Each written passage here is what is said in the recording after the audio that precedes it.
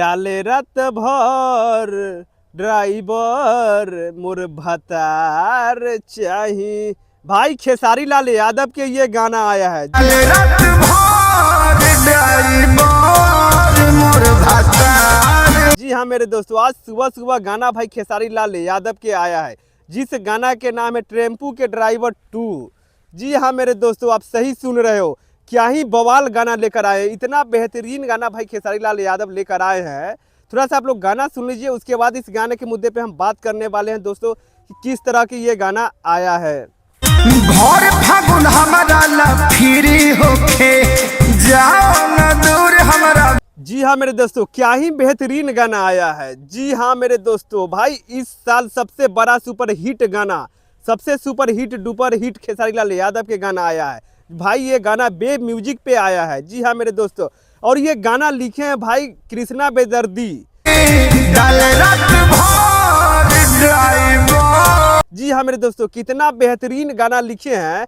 आप लोगों के हम बता देना चाहते हैं भाई, जब भी कृष्णा बेदर्दी लिखता है तो यार क्या ही कमाल के गाना लिखता है। और जब भी लिखता है तो उसमें गाना में म्यूजिक और कंसेप्ट इतना बेहतरीन डालता है कि भाई सुनने का मन करता है और झूम उठने का मन करता है।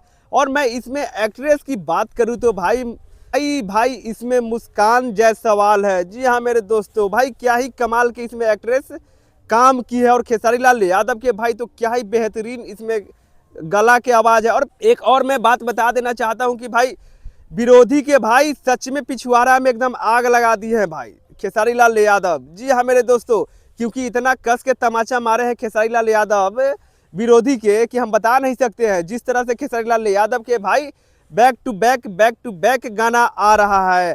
और मैं इस गाने के ऊपर मैं बात करूं तो भाई गाना में जो म्यूजिक डायरेक्टर दिए हैं वो है विकास यादव है, और वीडियो डायरेक्टर भाई पवन पल है। भाई क्या ही कमाल के भाई वीडियो डायरेक्टर किए हैं। और भाई गाना के बात ही कुछ अलग है और एकदम लाजवाब गाना है। भाई तुम लोग जाओ ये गाना सुनो, क्योंकि भाई खेसारी लाल यादव के भाई 1 मिलियन व्यूज एक दिन में क्रॉस कर रहा था भाई ये गाना।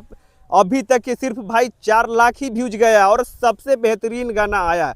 हमको तो लगता है भाई कुछ ऐसा खेसारी फैंस कुछ सो रखा है। भाई तुम लोग उठो और ये गाना के तुम लोग ढेर सारा प्यार दो, ताकि ये गाना भाई ट्रेंडिंग सेक्शन में आ जाए। जी हाँ मेरे दोस्तों, भाई ये गाना बे म्यूजिक पे आया है। और हमारे चैनल पे दोस्तों नया आए हो तो इस चैनल को सब्सक्राइब कर लेना, लाइक कर लेना और शेयर कर देना। चलो तो दोस्तों नेक्स्ट वीडियो मिलते हैं। राधे राधे।